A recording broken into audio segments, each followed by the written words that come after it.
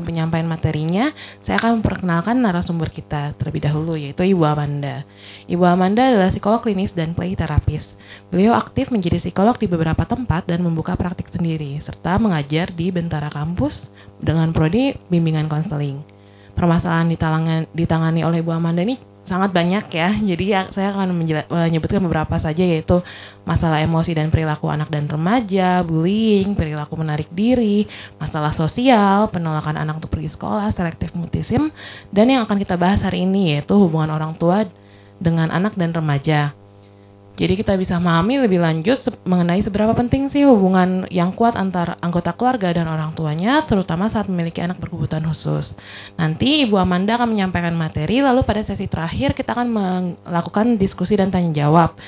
Secara singkat saja, jadi Bapak dan Ibu bisa menyiapkan pertanyaan terlebih dahulu ya. Oke, hari ini saya mau menyapa dulu nih ya Bapak Ibu, saudara-saudara yang sudah hadir di sini. Terima kasih sudah hadir. Kita hari ini topiknya memang keluarga ya. Bagaimana kita mendukung anak-anak kita, mungkin ada saudara juga ya, sebagai satu kesatuan memperkuat relasi orang tua dan juga anak. Oke, silakan lanjut ya. Tadi sudah diperkenalkan, nggak perlu perkenalan lagi ya.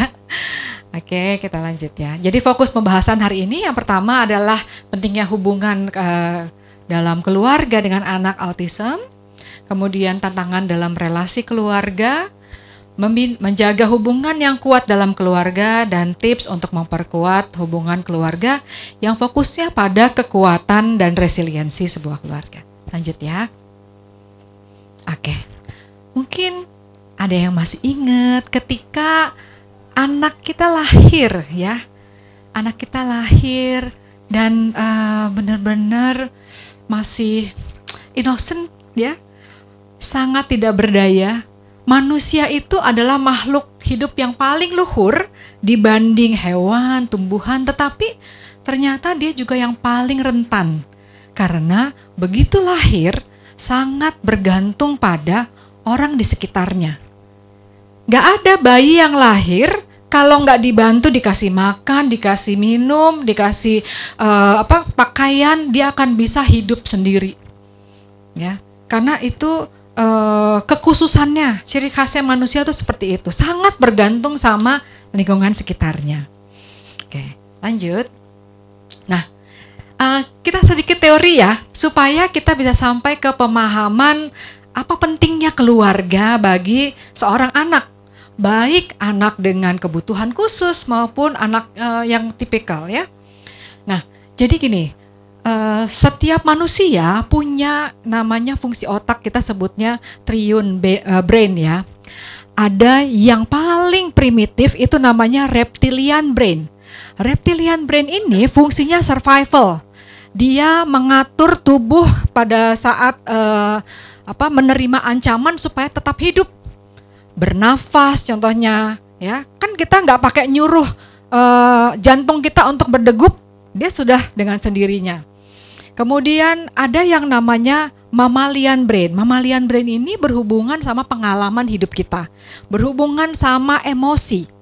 Nah, yang paling spesial tentang manusia itu adalah human brain. Ini yang membantu kita untuk menganalisa, memutuskan sesuatu, mana yang baik, yang benar, ya. Morality, perkembangan moral ini adanya di human brain. Nah, misalkan nih, ada anjing datang di depan kita, gonggong-gonggong gitu ya. Itu secara otomatis jantungnya berdegup kenceng, ya. Itu si reptilian brain yang berfungsi. Kemudian kita mungkin mengalami pada saat itu si anjing begitu galak gitu ya. Terus dia gigit kita, pengalamannya buruk. Sehingga ke depannya ketika saya ngeliat anjing gonggong-gonggong, karena saya pernah ada pengalaman buruk, saya punya persepsi negatif tentang anjing. Ya. Tetapi bisa terjadi ada pengalaman lain, ternyata si anjing ini malah ngajak main. Dan itu pengalamannya baik. Nah, mungkin saya mengalami kedua-duanya, pernah digigit anjing, pernah juga punya pengalaman main sama anjing. Otak manusia tadi, human brain itu yang memilah-milah, yang ini anjing yang mengancam atau yang enggak gitu ya. Jadi itu fungsi human brain. Tapi ini baru selesai berkembang ini di usia 25 sampai 30 tahun. Jadi yang anaknya masih kecil sabar-sabar ya. Masih panjang perjalanannya. Supaya kita bisa berfungsi dengan secara sosial, kita bisa berinteraksi gitu ya. Itu kita harus yang namanya berada di, jadi kalau teori polifagal ini di atas kita lihat ada social engagement, di mana itu yang aktif adalah sarafnya parasimpatetik. Nah, jadi gini, ketika ada ancaman datang, pertama yang aktif namanya simpatetik, itu yang merah ini nih, di mana respon tubuh kita itu antara kita mau lawan atau kita mau lari. Misalkan saya lagi berdiri di sini, tiba-tiba ada ular keluar dari bawah kolong. Yang pertama kali saya lakukan adalah saya lari. Nggak mungkin saya tiba-tiba saya pengen fight gitu ya, saya pengen lawan si ularnya. Saya lari dulu, responnya seperti itu. Ya, ketika saya nggak bisa lari, saya terpojok baru saya coba lawan. Nah, ada saraf parasimpatetik yang namanya ventral vagus, di mana saya cukup rileks tapi saya bisa berinteraksi secara positif dengan orang lain. Ya, saya bisa menjalin hubungan, saya bisa secara kognitif bisa belajar, bisa fokus. Itu adanya di atas.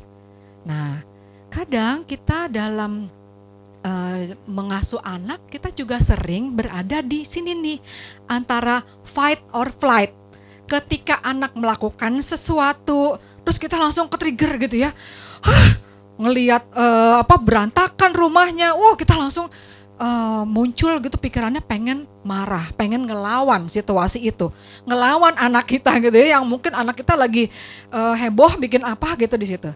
Yang muncul adalah saya pengennya tadi nih, entah saya bisa marah nih sebelah kiri ya, atau saya khawatir berlebihan, itu saya merasa sangat alert. Nah, gimana caranya supaya kita bisa masuk ke sini nih, yang paling optimal kan yang di atas ya. Kita bisa berpikir dengan jernih gitu ya. Nanti kita akan masuk ke situ. Boleh lanjut? Nah, supaya kita bisa membangun atau mengasuh anak yang otaknya berkembang optimal, itu kita harus mengintegrasikan semuanya.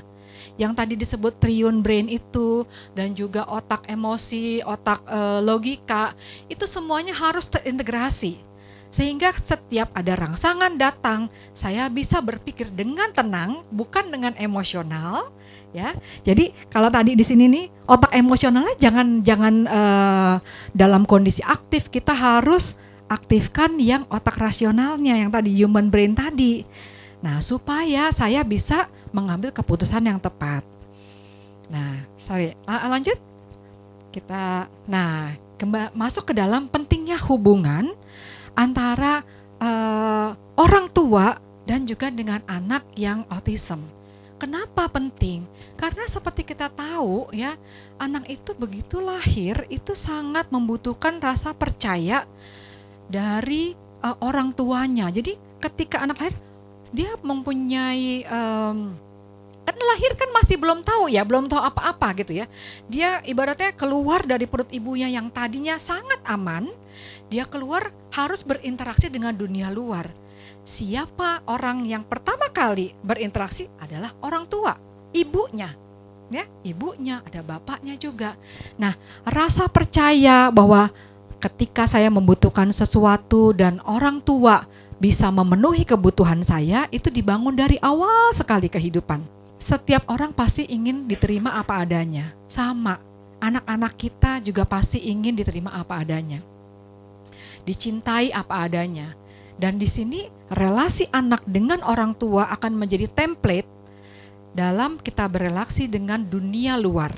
Bagaimana saya bisa berkembang dengan optimal kalau yang aktif adalah saraf simpatetik tadi? Saya selalu dalam kondisi yang pengennya lari terus karena di sini saya nggak aman, atau saya pengennya ngelawan terus. Atau ketika saya nggak bisa keduanya, saya masuk freeze. Nah, ini freeze ini nih kalau diagnosa berikutnya adalah Kalau udah nggak bisa keluar itu adalah depresi yang paling rendahnya, gitu ya. Karena jadi mager, nggak bisa mikir, kepalanya pun buntu rasanya, otaknya nggak bisa menemukan jalan keluar. Oke, lanjut. Kita coba dengerin dulu sebentar ya, supaya kita tahu pentingnya fungsi keluarga dalam mengasuh anak. Silakan. I want to look pretty. He rejected his ideas and believed that children develop independently of Vygotsky's theory of social development argues that community and language play a central part in learning, while Jean Piaget concluded that children's cognitive development happens in stages. Vygotsky rejected his ideas and believed that children develop independently of specific stages as the result of social interactions. Vygotsky claimed that we are born with 4 elementary mental functions: attention, sensation, perception, and memory. It is our social and cultural environment that allows us to use these elementary skills to develop and finally gain higher mental functions. This development ideally happens in the zone of proximal development. First, there is what we can do on our own. Then, there is the zone of proximal development, which represents what we can do with the help of an adult, a friend, technology, or what Vygotsky called the more knowledgeable other. Last, there is what's beyond our reach. To illustrate this, let us think of twins who were raised in a community in which boys are expected to learn and succeed, while girls are only expected to be pretty. The same principles apply to all learning and the development of higher cognitive functions. And only those learning with the assistance of a capable mentor can reach the full potential of their ability. Vygotsky therefore believed that inside the zone of proximal development, learning can precede development, which means that a child is able to learn skills that go beyond their natural maturity. He also established an explicit connection between speech and mental concepts, arguing that inner speech develops from external speech via a gradual process of internalization. This means that thought itself develops as a result of conversation. Therefore, younger children who don't finish this process can only think out loud. Once the process is complete, inner speech and spoken language become independent. What do you think? Can a child learn anything regardless of any developmental prerequisites? And do we learn only through social and cultural contexts? And if so, do you think it is appropriate for a more knowledgeable other to determine what a child should learn next? Share your thoughts in the comments below. Oke, terima kasih. Ya, jadi dari sini kita bisa lihat bahwa Vygotsky mengatakan anak itu bisa bertumbuh kembang ketika lingkungan sosialnya membantu dia.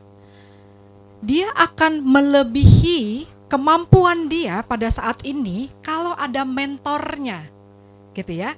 Jadi kalau dilihat tadi dari anak kembar 2 itu, yang satu, yang laki itu diharapkan dia bisa punya keterampilan, mungkin kemampuan leader lah atau apa, tetapi dikasih kesempatan dan distimulasi. Nah, ini kalau dilihat dari konteks anak dengan autism, anak autism punya bawaannya sendiri, dia punya kekuatannya sendiri, tapi dia juga punya kekurangannya sendiri. Tugas keluarga, orang tua, mungkin juga guru, terapis, membantu si anak untuk bisa ngelebihin apa yang sudah dia bisa saat ini. Anak dengan kondisi ASD ini memang ya pasti dia punya gangguan komunikasi dan interaksi sosial. Artinya di sini harus lebih dibantu, ya, lebih dibantu. Tetapi pasti dia punya kekuatan yang lain. Nah, kita harus mencoba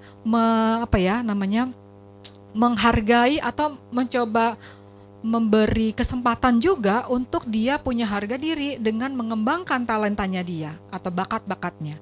perlu paham tadi kekuatan, kekurangan, keterbatasannya itu di mana. Sejauh mana saya bisa mengembangkan dan sejauh mana yang saya harus terima bahwa dia nggak mungkin sampai ke situ. Kadang misalkan ada anak autism yang non-verbal. Kita pahami dulu, dia ini non-verbal. Jadi kalau kita coba, apakah memang bisa dia dilatih untuk verbal. Tapi kalau misalkan nggak bisa, itu mungkin di luar dari kemampuan dia. Ya, kalau tadi dibilang lingkaran-lingkaran itu apa yang saya bisa dengan bantuan dan apa yang di luar kemampuan saya. Jadi kita harus sadar mana batasannya. Tapi mungkin itu perlu eksplorasi yang agak panjang ya untuk bisa tahu di mana kita bisa expand, kita bisa lebihin lagi gitu ya. Tapi di mana kita batasan ini udah nggak bisa. Gitu ya. Nah, yang berikutnya adalah penerimaan orang tua. Pertama kali yang perlu kita lakukan adalah menerima kondisi anak, apapun itu. Ya, mau dia Down syndrome, mau dia kadang anak yang tipikal aja itu juga dirasa banyak keberatannya gitu ya. Kenapa kok mukanya nggak mirip? Kenapa kok begini? Kenapa kok begitu gitu ya? Kenapa hidungnya kok gede banget? Ada banyak. Ini yang kuncinya adalah penerimaan dulu. Sama seperti kita juga ingin diterima dimanapun kita berada. Anak-anak kita juga sama, ya. Dan mungkin tantangan lain adalah konflik. Karena ini benar-benar butuh energi yang luar biasa. Dan ini melelahkan buat para orang tua. Sehingga seringkali ada, tadi kalau dalam kondisi lelah itu biasanya tadi simpatetiknya yang lagi aktif ya. Emosinya mungkin tidak terkendali, secara fisik pun lelah. Nah, itu membuat kita sering konflik juga antar pasangan atau keluarga besar. Tantangan yang berikutnya adalah kurangnya support system dari keluarga besar termasuk ya, juga sekolah, lingkungan sekitar, masyarakat luas. Nah, mungkin juga ketika anak kita udah didik, kita udah terapi, kita udah mencoba membesarkan semaksimal mungkin yang kita bisa. Begitu masuk ke dunia kerja, itu tantangan baru lagi. Gimana caranya dia bisa diterima kerja, mandiri, ya, menghidupi dirinya sendiri, itu juga satu PR besar buat kita orang tua. Lanjut. Nah, di sini memang kita perlu pahami, kita perlu highlight bahwa yang namanya parenting itu adalah teamwork. Gak bisa mengharapkan hanya salah satu orang tua. Ya, bukan berarti mengecilkan single parent ya. Ada kalanya memang harus berjuang sendiri. Tapi kalau memang punya pasangan, yuk sama-sama kita teamwork. Satu keluarga. Kalau ada siblingnya, ajaklah sebagai satu tim bersama-sama. Dan mungkin juga kita bergerak ini sebagai satu kesatuan. Jangan juga mengabaikan saudara yang tipikal. Karena seringkali kita lupa, kita sangat fokus sama anak yang special need ini, kita lupa sama si sibling, sama si kakak atau sama si adik. Kayak kita berharap, ya udah kamu sendiri deh ya, mama papa lagi fokus nih sama si yang satu ini gitu ya. Gak bisa, semua butuh penerimaan, semua butuh perhatian, kasih sayang.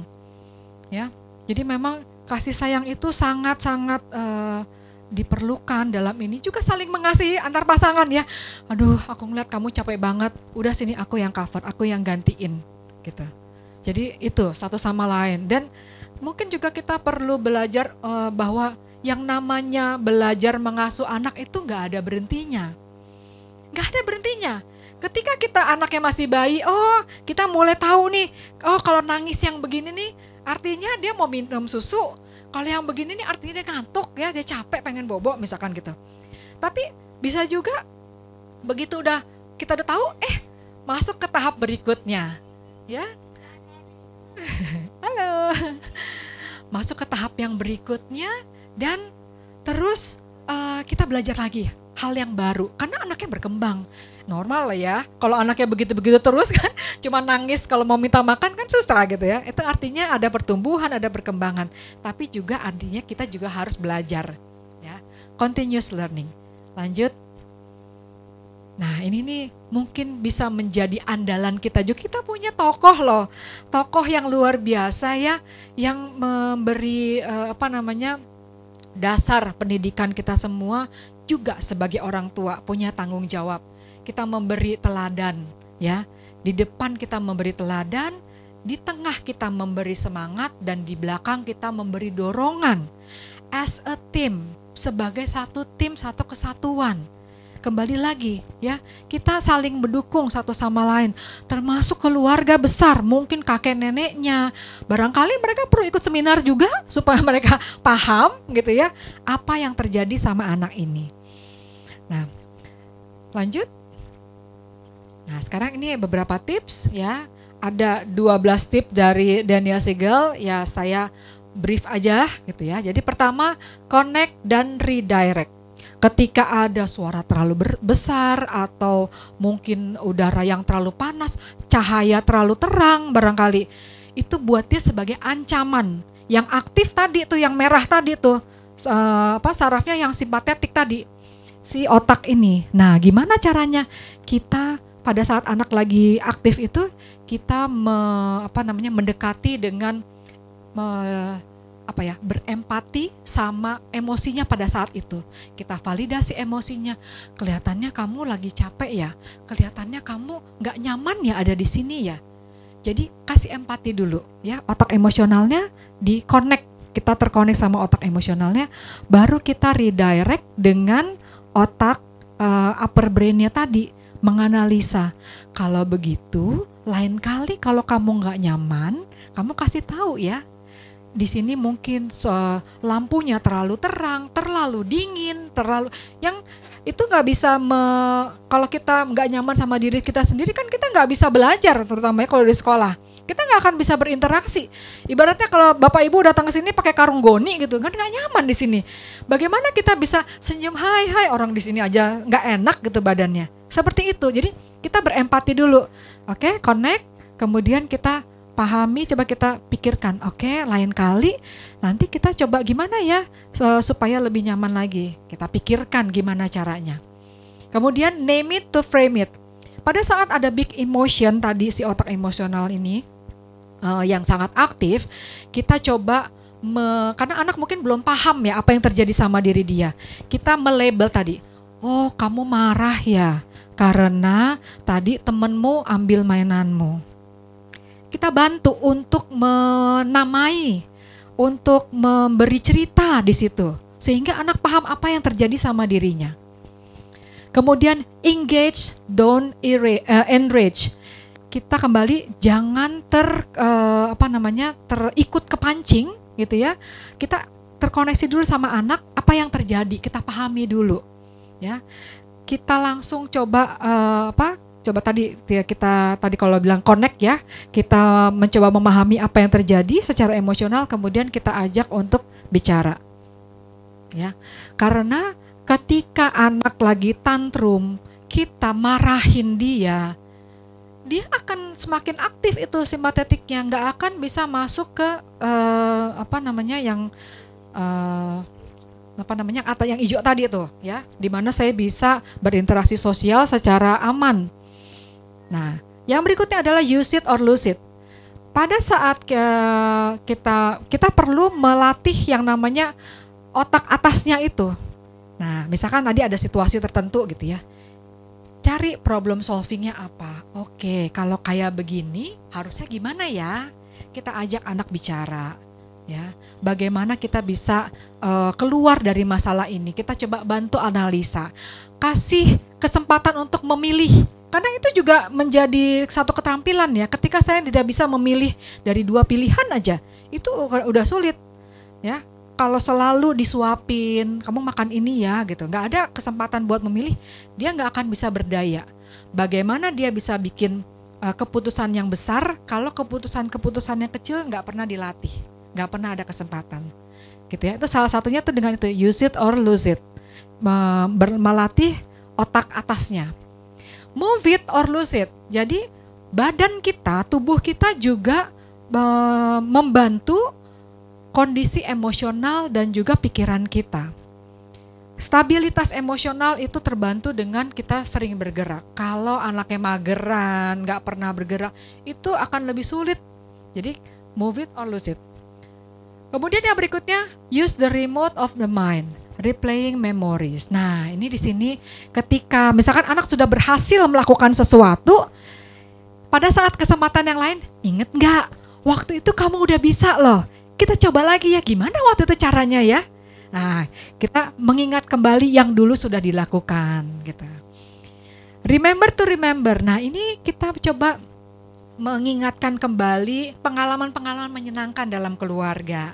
Oh iya, soalnya mungkin nih kalau anaknya udah bisa lebih banyak ngomongnya ya gitu ya. Makanannya enak misalkan gitu ya. Oke. Pengalaman menyenangkan. Remember to remember. Kita ulangin lagi sehingga anak makin ingat. Kemudian let the clouds of emotion roll by. Jadi dalam kita mengajarkan anak, kita juga sadari, ini juga buat diri kita sendiri ya, bahwa emosi itu akan berlalu, dia gak permanen. Mungkin saat ini kita marah sama anak, tapi itu gak permanen, gak berarti bahwa kita selalu marah. Ada saatnya dimana kita sayang banget sama anak ini. Anak juga begitu. Nah, kita perlu mengajarkan bahwa nanti kamu sekarang marah, tapi nanti kamu gak marah lagi, kamu bisa tenang gitu. Ya, bahwa ini kayak awan aja yang lewat di atas itu bisa berlalu. Dia ada sebentar, habis itu dia lewat. Sensory image. Kadang ada gambaran yang menakutkan buat anak. Nah, gambaran itu apa? Diingatkan gitu ya. Oh, kamu takut ini nih. Oke, tapi sekarang emang benar setakut itu, ya? Benar seperti apa gambaran kamu? Ya, kadang nggak terjadi dan itu anak jadi belajar, oh iya ya ternyata nggak apa-apa gitu. Kemudian F-nya adalah feeling ya, apa perasaan kamu. Ini memang perlu dibantu karena komunikasi itu kan menjadi PR banget ya buat anak SD. Kemudian T-nya itu adalah thinking itu berpikir, apa pikiran kamu. Karena kadang emosi itu mempengaruhi, saya marah. Sebenarnya kenapa saya marah? Karena saya pikir saya adalah orang tua yang buruk. Ketika anak saya tantrum mungkin di hall besar gitu ya, saya perasaannya malu. Saya malu, terus pikiran saya kalau anak saya nggak bisa dikontrol, artinya saya orang tua yang buruk. Nah, ini juga gitu, anak suka ada persepsi ketika saya merasa sesuatu, pikiran buruknya muncul. Kita bantu untuk memilah-milah. Kamu mungkin merasa marah, tapi sebenarnya ini bukan sesuatu yang buruk kok. Bukan berarti kamu anak yang nakal. Ya, kamu boleh marah. Tapi ketika kamu pukul orang lain, nah itu yang nggak boleh. Gitu ya. Bagaimana ekspresinya. Exercise mindset. Jadi ini bagaimana kita menenangkan diri. Anak perlu tools juga diajarin. Deep breathing itu adalah cara kita untuk mengakses parasimpatetik. Ketika tadi sangat aktif, saya merasa terancam gitu ya. Masuk ke bagian hijau tadi, itu membuat saya lebih tenang dan bisa berpikir dengan jernih. Termasuk orang tua juga ya, kita bisa praktekin buat diri sendiri. Kemudian increase the family fun factor, bermain bersama anak. Karena ini bisa merilekskan kita, menurunkan ketegangan. Kalau kita mengasuh anak dengan banyak ketegangan itu rasanya relasi antar keluarga itu nggak pernah ada rileksnya, nggak pernah ada masa tenangnya gitu ya. Selalu pulang ke rumah, aduh tugas lagi nih gitu ya. Padahal sebenarnya itu bisa kita nikmati dengan permainan. Kebetulan saya seorang play terapis, jadi di situ saya juga tahu, saya paham benar bahwa dalam berelasi kita tuh orang dewasa sering lupa bahwa kita juga bisa main loh. Main dengan anak, nikmati. Kita suka lupa sebagai orang dewasa caranya main itu kayak apa. Dan coba kita amati anak kita, bagaimana dia bisa enjoy terhadap sesuatu. Kita mencari koneksi sama anak, oh dia menikmatinya kayak begitu. Mungkin nih ada kalau anak SD biasanya kan ada kerigitan sesuatu ya.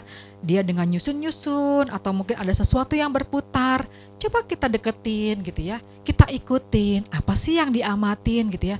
Barangkali dengan begitu anak merasa tadi diterima, terus dia akan mulai terkoneksi sama kita, dia mau membuka diri gitu ya. Nah kemudian connection through conflict, ketika ada konflik dalam keluarga, kita coba angkat kebersamaannya kita. Jadi bukan cuman aku. Jadi misalkan si adik ngambil mainan, oke, menurut kamu kenapa adik ngambil mainan? Mungkin dia lagi pikir, nggak tahu kenapa. Oke, kira-kira gimana ya? Mungkin adik mau ambil mainan soalnya mau main sama aku. Gitu. Jadi dari situ kita bisa mengkoneksikan kembali bahwa sebenarnya konflik itu bukan memisahkan, tapi bisa menyatukan. Ketika kita sudah paham, karena mau main sama-sama, gimana ya caranya bisa main sama-sama, kamu gak terganggu, adiknya juga senang gitu. Win-win solution. Oke, lanjut. Ya, ini pesan yang selalu saya bilang sama orang tua, bahwa gak ada orang tua yang sempurna. Gak ada, kita melakukan kesalahan. Saya mungkin seorang psikolog anak, tapi dari punya anak pun saya melakukan banyak kesalahan. Saya belajar lagi ya. Nggak ada yang namanya orang tua sempurna. Be calm and trust the process. Ya, prosesnya belum selesai sampai nanti waktu kita dipanggil. Ya, tenang aja bahwa ini kita bisa nikmatin kok. Masa-masa kita mengasuh anak, nikmatin selama masih bisa. Nanti kalau anak sudah dewasa dan sudah sangat mandiri, kita mungkin kehilangan momen-momen itu, bahwa dia udah gak lagi bergantung sama kita, antara sedih tapi juga bangga, wah dia udah bisa mandiri, tapi mungkin ada kehilangan sedikit, gak apa-apa ya, trust the process, bahwa ini semua akan menjadi lebih baik. Oke, silakan, mungkin ada pertanyaan Mbak Laras? Atau enggak, kalau belum ada saya mau tanya dulu sebenarnya. Jadi kan kalau tadi saya ada banyak melihat materinya Ibu gitu kan, saya mau tahu Bu, kira-kira apa sih yang paling muncul pertama kali saat anak tuh merasa sudah tidak aman dengan orang tuanya, terutama dengan anak berkebutuhan khusus. Kan kita mencobanya untuk mereka merasa aman ya Bu, karena itu kan adalah sebuah contoh untuk dari orang tua ke lingkungannya nanti. Nah kalau anak sudah merasa tidak aman tuh kira-kira apa sih yang muncul gitu Bu? Yang muncul bisa jadi kayak bentuk tantrum biasanya, karena dia nggak tahu bagaimana mengekspresikan dirinya. Terutama kalau memang dia belum pernah belajar ya, bahwa seringkali kan gini, anak itu jadi melukai dirinya sendiri, atau justru melukai orang lain, atau merusak barang-barang di sekitar. Nah memang dari awal kita coba bantu tadi, kita apa sih yang kamu rasa, kita label dulu gitu ya. Oke, kamu nggak nyaman, badan kamu ada yang sakit mungkin ya, atau aku nggak mau ngeliat misalkan gitu ya, ngomong gitu. Nggak aman itu tuh apanya yang dirasa di tubuh, kemudian gimana caranya supaya kamu lebih nyaman. Mungkin hanya dengan dia menyendiri itu sudah membantu, atau mungkin dia butuh pelukan. Nggak selalu juga, kadang anak yang sangat sensitif kan juga dia nggak suka dipeluk. Kita temenin di sebelah dia, karena tugas orang tua adalah mendampingi anak ketika dia mengalami rough time, ketika mengalami kesulitan, bukan rescuing. Karena kita nggak bisa menyelamatkan si anak ini, dia yang harus menjalani hidupnya, tapi kita dampingi, kita mentoring gimana caranya keluar dari situ. Gitu. Jadi kalau tadi dibilang apa yang terjadi, ya mungkin tampilannya adalah bisa tantrum, bisa dia menarik diri, terus kayak kalau anak ADHD ada yang rocking gitu ya, ada yang flapping, bisa macam-macam. Itu adalah cara dia untuk menenangkan diri. Kita pahami dulu apa yang dia butuhkan pada saat itu. Kalau dia butuh menyendiri, ya jangan kita paksa sini gitu ya. Ada model, apalagi mungkin guru yang belum paham gitu ya. Sini mau dipeluk, nah, padahal anaknya nggak nyaman dipeluk. Ada yang menyendiri, dia udah tahu caranya menenangkan diri, dia hanya butuh ruangan yang sepi. Tapi justru nggak boleh, harus kembali ke kelas. Nah itu kita perlu pahami bahwa tunggu, anak ini udah tahu kok caranya. Jangan kita memaksa dengan caranya kita gitu.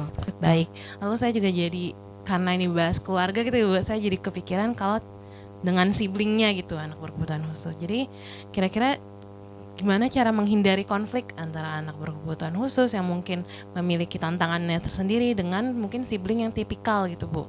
Kira-kira adakah tips gitu untuk membangun hubungan mereka dengan lebih baik atau bagaimana? Iya, punya sibling dari anak kebutuhan khusus itu memang tantangan tersendiri. Tapi tetap kita sebagai orang tua harus menerima dua-duanya.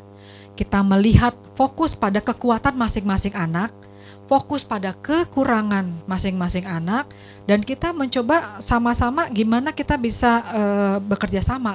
Misalkan gini, kita jelasin sama si anak yang tipikal mungkin ya, bahwa kamu kelebihannya begini-begini, saudaramu kelebihannya begini-begini, kamu punya kekurangan seperti ini, saudaramu punya kekurangan seperti ini. Gimana kalau kamu nggak disukai karena kekurangan kamu? Kan kamu pasti nggak suka kan, kamu pengennya diterima. Sama saudaramu juga seperti itu. Memang bisa menjadi PR buat si sibling bahwa kenapa sih kok aku punya saudara yang seperti ini gitu. Tetapi kembali lagi kalau kita sebagai orang tua mau menerima dua-duanya dan mencoba saling berempati gitu ya, si kakak atau adiknya gitu berempati, ini bisa sangat powerful malah. Karena dia jadi punya empati juga sama orang lain di luar sana yang punya kondisi dengan sibling sama dengan siblingnya gitu. Itu malah jadi kekuatan sebenarnya. Mungkin ada kaitannya dengan keluarga, saudara, orang tua dan guru juga tadi. Itu kan namanya anak itu kan terkadang nggak selalu normal, emosionalnya nggak jelas. Terus ketika dia dijelaskan, terkadang orang tua itu menanggapinya salah paham. Itu bagaimana menanggapinya, dan saudara juga kan nggak semuanya bisa menerima perihal seperti itu. Itu pun kalau dia yang diketahui kalau memiliki berkebutuhan khusus, baik yang secara soft maupun yang secara hard kan gitu ya. Nah itu untuk menanggulangi dan menjelaskan secara pendekatan itu seperti apa dan bagaimana, itu aja sih. Karena memang saya melihatnya secara sendiri kok kayak seolah-olah dia belum memahami atau dia nggak mengerti atau karena situasi yang tidak mendukung. Itu aja sih dari saya. Oke. Kalau boleh tahu Bapak apakah orang tua dari anak berkebutuhan khusus atau? Bukan, saya hanya tetangga aja. Cuma saya memperhatikan, melihat dan merasakan sepertinya nggak seperti ini gitu. Jadi pemerhati ya? Iya, tapi kan jadi akhirnya sikap empatinya muncul gitu. Karena kan suatu saat kita juga akan menjadi orang tua gitu, cepat atau lambat. Itu aja sih. Iya. Mungkin dengan ngobrol-ngobrol dulu kali ya, pendekatan apa yang mereka pahami tentang anak mereka gitu ya. Kemudian saling, karena gini, karena kalau kita langsung memberi nasihat itu seringkali kayak dianggap sebagai intrusi gitu ya, melanggar privasi seseorang, kecuali dia yang bertanya gitu ya. Tapi mungkin kita dalam ngobrol-ngobrol itu coba deh cari tahu apa sih yang terjadi sama anakmu gitu ya. Mungkin bisa dibantu, apakah periksa ke psikolog, periksa ke dokter tumbuh kembang, sehingga anakmu nanti di sekolah pun juga bisa diterima sama guru, bisa terima sama teman-temannya gitu, bisa bersosialisasi. Kalau sekarang mungkin yang bisa kita sebagai orang luar ya, kita bisa ngomong seperti itu kan, kita nggak bisa langsung kasih, kan kita juga nggak tahu kondisi anaknya. Mungkin disaranin dulu untuk pemeriksaan gitu ya. Tapi kalau masuk ke ranah pribadi itu agak sulit. Bahkan tetangga kita sendiri pun kalau mungkin dia marahin anaknya, kita nggak bisa terlalu jauh masuk gitu. Ya mungkin ya tadi pada saat ngobrol-ngobrol punya relasi yang lebih dekat, itu di situ kita bisa masuk. Coba deh, mungkin anakmu tuh cuma pengen didengerin, mungkin anakmu cuma pengen diterima kayak gitu. Dari situ punya relasi dulu. Kalau relasinya masih tetangga yang agak jauh gitu kan, apalagi RT sebelah, kita nggak bisa. Jadi pelan-pelan saya pasti gitu ya Bu, kalau ada relasinya untuk memberitahukannya. Atau mungkin bisa juga sebagai tadi pemerhati gitu ya, mengajak RT setempat atau kayak bikin ngobrol sharing bareng gitu, mengundang narasumber, mengundang siapa sehingga awareness itu terbangun. Karena kalau kita hanya bergerak lewat personal, itu mungkin gaungnya kurang. Di sini kita bisa dapat gitu ya, tapi kita di lingkungan yang luar masih belum bisa gitu. Akan lebih bagus kalau kita mengundang anggota masyarakat, jadi lebih powerful gitu. Ya kayak acara ini gitu ya, lebih gaungnya lebih besar gitu. Baik, terima kasih Ibu. Jadi jika saya simpulkan dari materi yang telah Ibu bawakan, memang penting sekali ya Bu hubungan antara anggota keluarga dan orang tuanya. Jadi kita juga bisa melihat kalau rasa percaya dari orang tua itu juga akan merefleksikan keamanan anak itu dari orang tua ke lingkungannya nanti. Lalu juga kalau untuk bagaimana sih memperkuat hubungan orang tua dan anak itu ya mungkin ya continuous learning, ini adalah pembelajaran yang terus berlanjut. Juga parenting ini juga teamwork gitu antara dirinya salah satu orang tua dengan orang tua lainnya, dan mungkin juga bisa juga dengan support systemnya juga ya Bu. Jadi memang gabungan antara semua itu. Satu yang saya ingat adalah ungkapan bahwa it takes a village to raise a child, ya.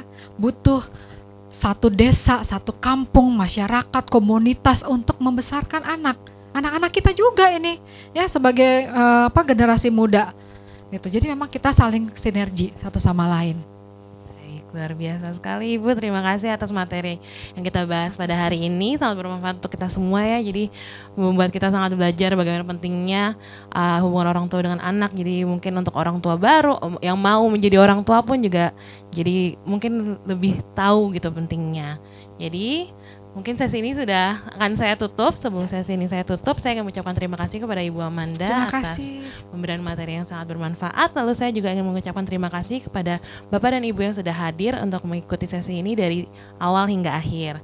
Lalu setelah ini mungkin masih ada acara selanjutnya di tempat yang sama dengan topik yang tidak kalah menarik ya, yaitu menghilangkan stigma mengenai anak berkebutuhan khusus di lingkungan masyarakat oleh Bapak Ren Wenas di jam 13.30. Jadi Bapak dan Ibu yang mau mengikuti acaranya bisa beristirahat terlebih dahulu di luar. Nanti akan masuk lagi di jam 13.00 atau mungkin 13.30, nanti kita akan di-announce juga oleh orang di SpaceX-nya. Dan lagi istirahat, jika tertarik Bapak dan Ibu bisa ke booth SpaceX untuk membeli merchandise SpaceX 2024 dan melihat booth-booth lainnya. Nah, sekian sesi pada siang hari ini. Saya Larstina Wardi sebagai moderator pamit undur diri. Selamat siang semuanya. Terima kasih semuanya.